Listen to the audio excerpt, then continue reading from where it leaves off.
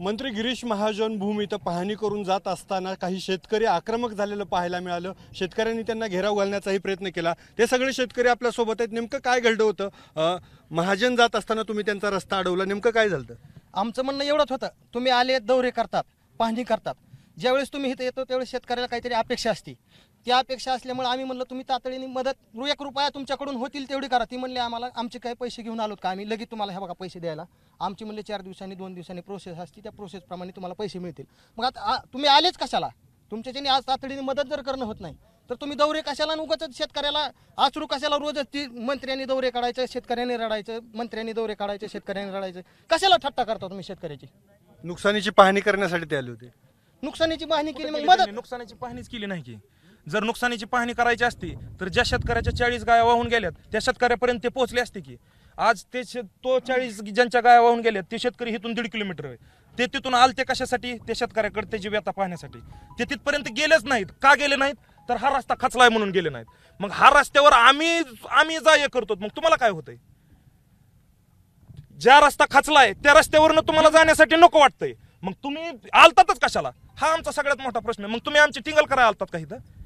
जर तुम्हाला यायचंच नव्हतं आमच्या, आज इथंच पूल आहे, 100 मीटरवर पूल आहे, जिथून साहेब निघून गेलेत तिथून आमचा पूल 100 मीटरवर आहे। तिथं तुमची आम्ही त्यांना बोलायला म्हणत होतो, चला म्हणत होतो की साहेब तुम्ही चला तिथं 100 मीटरवर आमच्या पुलाची परिस्थिती बघायला चला।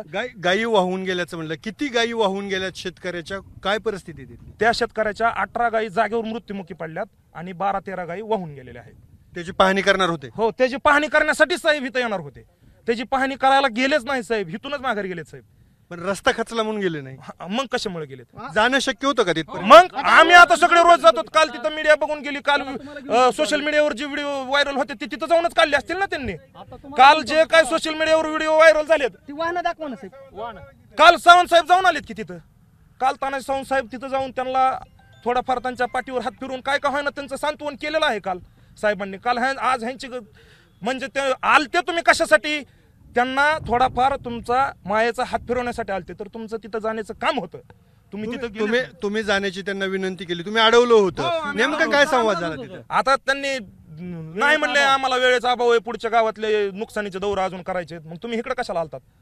आमचा हा त्यांना प्रश्न की तुम्ही आलतातच कशाला? जर आमची तुम्हाला व्यथा बघायचीच नव्हती तर तुम्ही आलतातच कशाला? इथून जर तुम्हाला नुसतं खाली उतरून जर तुम्हाला 100 मीटरवर पूल असणार त्या पुलाकडे जर तुम्हाला येणं होत नव्हतं तर तुम्ही आलतातच कशाला? चिंचपूरसाठी फक्त 10 मिनिटाचा वेळ तुम्ही त्यांच्या पाहणी दौरा आणि त्यानंतर दिलेल्या त्यांनी आश्वासनानं जो धीर दिला त्यांना समाधानी आहात? अहो, आश्वासनानंतर पूर्ण होतील काय, पण अगोदर तुम्ही ह्यांना जाऊन सर्व शेतकऱ्यांची कमीत कमी 10% तरी शेतकऱ्याची पाहणी करा ना। तुम्ही काय काय नुकसान झालं? तुम्ही फक्त एका शेतकऱ्याचं किंवा 2 शेतकऱ्याची पाहणी करून तुम्हाला सर्व परिस्थितीचा आढावा येणार आहे का? नाही येणार।